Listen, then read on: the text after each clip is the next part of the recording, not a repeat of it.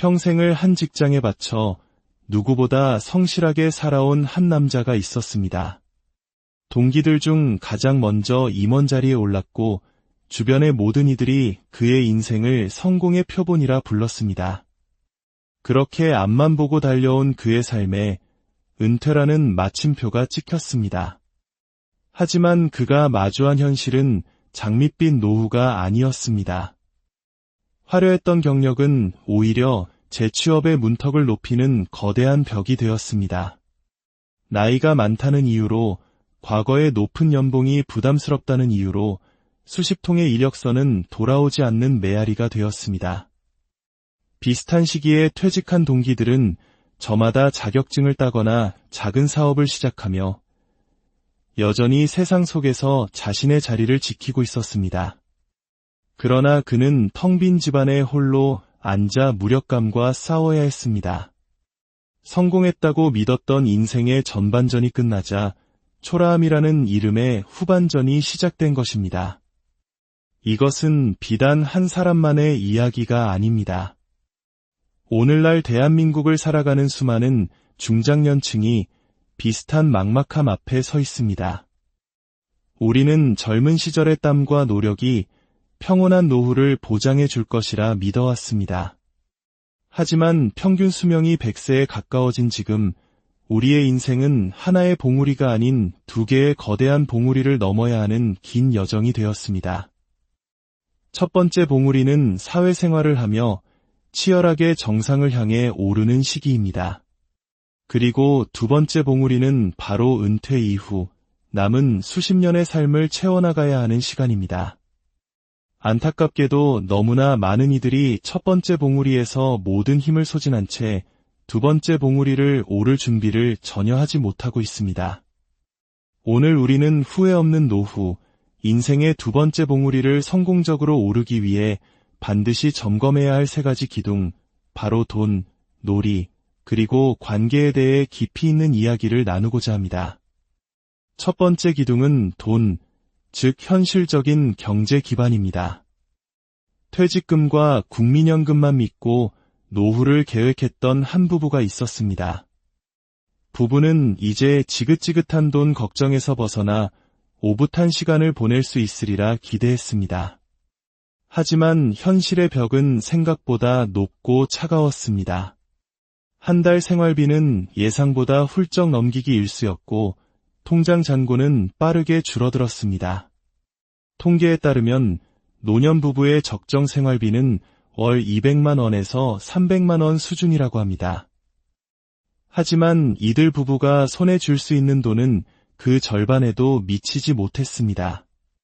결국 남편은 다시 일자리를 알아보기 위해 밖으로 나섰고 아내는 한 푼이라도 아끼기 위해 하루 종일 가계부와 씨름해야 했습니다. 그들의 노후는 평온한 휴식이 아닌 불안과 긴장으로 가득 찬 또 다른 생존 투쟁이었습니다. 이들이 선택할 수 있었던 첫 번째 해결책은 바로 소비 구조의 혁신이었습니다. 아이들이 모두 떠난 넓은 아파트에서 관리비가 적게 드는 작은 집으로 옮기고 유지비가 많이 들던 자동차를 처분했습니다. 잦았던 외식을 줄이고 집에서 함께 식사를 준비하며 불필요한 지출을 하나씩 정리해 나갔습니다. 이처럼 노후의 핵심은 단순히 돈을 더 버는 것이 아니라 고정 수입이 줄어든 현실에 맞춰 현금 흐름을 새롭게 설계하는 데 있습니다. 버는 것을 전제로 쓰던 습관에서 쓰는 것을 전제로 버는 구조로 생각의 전환이 필요합니다. 또 다른 현실적인 대안은 바로 주택연금입니다. 평생 살아온 집에 대한 애착, 그리고 자식에게 물려줘야 한다는 생각 때문에 많은 분들이 망설이지만 집을 담보로 매달 안정적인 생활비를 확보하는 이 제도는 막막한 노후에 든든한 버팀목이 될 수 있습니다. 늦은 나이에 시작하는 고된 노동보다 이미 가진 자산을 현명하게 활용하는 지혜가 필요한 시점입니다. 두 번째 기둥은 놀이, 즉 삶의 활력을 채워줄 나만의 즐거움입니다. 많은 이들이 은퇴하면 마침내 시간이 생기니 원 없이 쉬고 싶다고 말합니다. 하지만 목적 없이 흘려보내는 시간은 휴식이 아닌 공허함과 무기력으로 이어지기 쉽습니다. 일터라는 무대에서 내려온 순간 자신이 누구인지조차 잊어버리게 되는 것입니다. 앞서 이야기했던 그 퇴직자도 마찬가지였습니다. 일자리를 구하지 못한 채 깊은 무력감에 빠져있던 어느 날, 그는 동창 모임에서 억지로 합창단에 끌려가게 되었습니다. 수십 년 만에 악보를 보고 노래를 부르는 것이 어색하기만 했지만 동료들과 화음을 맞추고 함께 웃는 동안 가슴속 깊은 곳에서 잊고 살았던 순수한 즐거움이 되살아나는 것을 느꼈습니다. 그의 표정은 눈에 띄게 밝아졌고 잃어버렸던 자존감도 서서히 회복되었습니다. 합창단 활동은 단순한 취미가 아니었습니다. 그것은 세상과 다시 연결되고 새로운 일에 도전할 용기를 불어넣어준 중요한 계기였습니다. 결국 그는 택시 운전을 시작했고 승객들과 이야기를 나누는 그 일조차 삶의 또 다른 활력이 되었습니다. 노후의 놀이는 단순한 오락거리가 아닙니다. 나이가 들수록 우리 삶을 굳건히 지탱하는 정신적인 기둥이 됩니다. 등산이나 탁구 같은 스포츠 활동도 좋고 악기를 배우거나 그림을 그리는 것도 좋습니다. 중요한 것은 다른 사람의 시선이 아닌 온전히 나 자신이 몰입하고 즐거움을 느낄 수 있는 무언가를 찾는 것입니다. 오히려 젊었을 때보다 더 적극적으로 나를 위한 놀이를 찾아 나서야 합니다. 세 번째 기둥은 관계, 특히 부부관계의 재정립입니다. 젊은 시절, 부부는 하루 대부분을 각자의 직장에서 보냅니다. 하지만 은퇴 후에는 하루 24시간, 일주일 내내 얼굴을 마주하게 됩니다. 처음에는 좋았던 이 시간이 점차 갈등의 불씨가 되기도 합니다. 사소한 말투 하나에 감정이 상하고 수십 년 묵은 서운함이 터져나오면서 둘 사이는 점점 멀어집니다.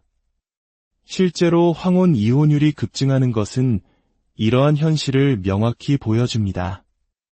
한 부부 역시 남편이 퇴직한 후 집에만 머물면서 갈등이 끊이지 않았습니다. 서로를 향한 대화는 사라지고 집안에는 무거운 침묵만이 흘렀습니다. 그러던 어느 날 남편은 소파에 지쳐 잠든 아내의 모습을 물끄러미 바라보았습니다. 그리고는 조용히 대야에 따뜻한 물을 받아 아내의 발을 씻겨주기 시작했습니다. 불과 10분 남짓한 짧은 시간이었습니다. 하지만 그 시간 동안 아내는 수십 년간 받지 못했던 따뜻한 위로와 사랑을 느꼈고 두 사람 사이에 얼어붙었던 감정의 벽이 녹아내렸습니다. 부부 관계는 거창한 이벤트가 아니라 이처럼 작은 배려와 존중의 표현 속에서 다시 회복될 수 있음을 보여주는 장면이었습니다. 은퇴 이후의 건강한 부부 관계의 핵심은 적절한 거리 두기와 따뜻한 표현에 있습니다. 고슴도치가 서로의 가시에 찔리지 않기 위해 거리를 유지하듯 부부도 각자의 시간과 공간을 존중해야 합니다. 남편은 동호회 활동을 하고 아내는 문화센터 수업을 듣는 것처럼 각자의 세계를 가질 때 오히려 대화거리는 풍성해지고 서로를 더 애틋하게 바라볼 수 있습니다. 그리고 사랑과 고마움을 아낌없이 표현해야 합니다.